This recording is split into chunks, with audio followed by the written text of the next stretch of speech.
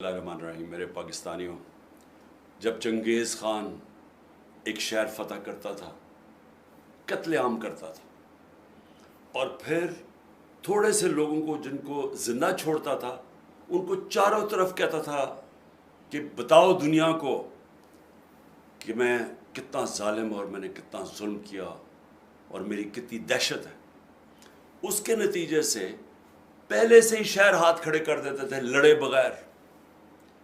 یہاں بھی آج وہی ہو رہا ہے، ظلم کی داستانیں ٹی وی پہ چلائی جا رہی ہیں، لوگوں کے گھر توڑے جا رہے ہیں، اس کی ویڈیوز بنا کے سوشل میڈیا اور ٹی وی پہ بھی چل رہی ہیں۔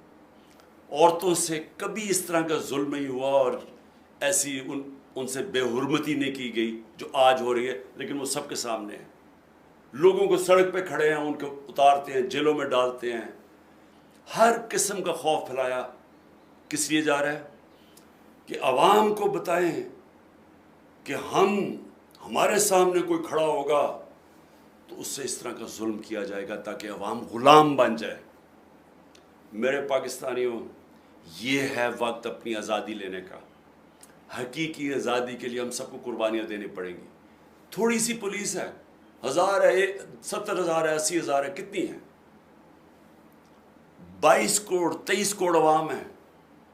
جب عوام یہ فیصلہ کر لے کہ ہم یہ ظلم نہیں برداشت کریں گے، جب وہ فیصلہ کر لے کہ ہمارا آئین ہم ان کو نہیں توڑنے دیں گے، یہ جو سپریم کورٹ کے اوپر حملہ کیا گیا آج، ہم یہ برداشت نہیں کریں گے، ہمیں الیکشن چاہیے، ہمیں اپنے منتخب کیے ہوئے نمائندے چاہیے، ہم کنہیں چوروں کے نیچے غلامی نہیں کریں گے۔ جس وقت عوام نے فیصلہ کر لیا ہم آزاد ہو جائیں گے۔